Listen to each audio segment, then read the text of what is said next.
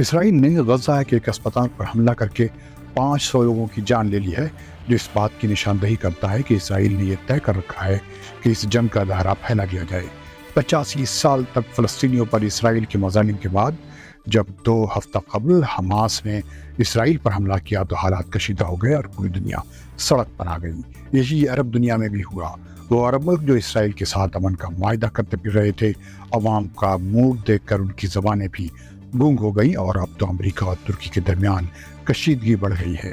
امریکہ نے حالات کو بھانپ کر اسرائیل کی حمایت میں اپنے 2 وارشپس یا جنگی بیڑے میڈیٹرینین میں بھیج دیے۔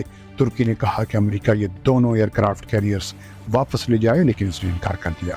نتیجہ یہ ہوا ہے کہ ترکی نے بھی جو شروع میں اسرائیل اور حماس جنگ میں نیوٹرل رہ کر حالات کو بگڑنے سے بچانے کی کوشش کر رہا تھا، اس نے اپنی غیر جانبداری ترک کر دی۔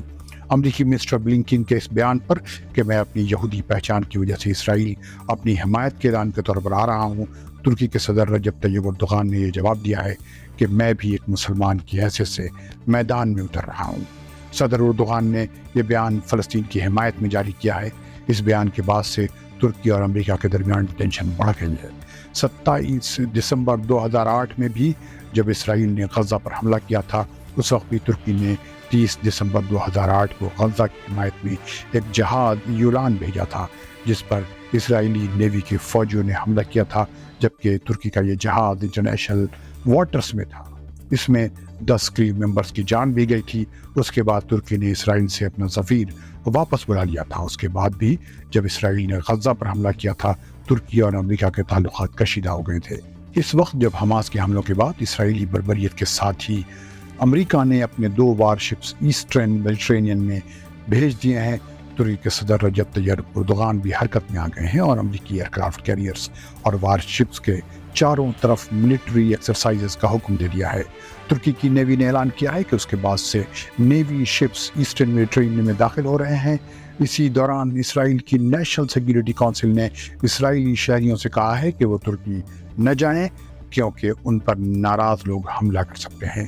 الجزیرہ مباشر کی ایک رپورٹ کے مطابق اسرائیل نے ترکی میں موجود اپنے تمام شہریوں سے کہا ہے کہ وہ فوراً ترکی چھوڑ دیں اور واپس اسرائیل آ جائیں۔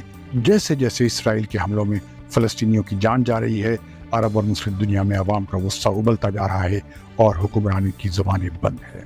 صرف ایران نے اسرائیل کے لیے دھمکی آمیز الفاظ استعمال کیے ہیں۔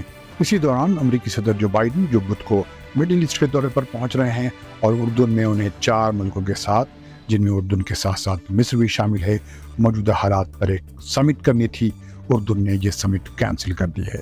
اسی طرح فلسطینی اتھارٹی کے صدر محمود عباس نے بھی بائیڈن سے ملاقات کینسل کر دی ہے اور پوری دنیا سے کہا ہے کہ وہ اسرائیل کے خلاف کھڑے ہوں۔ خدا حافظ۔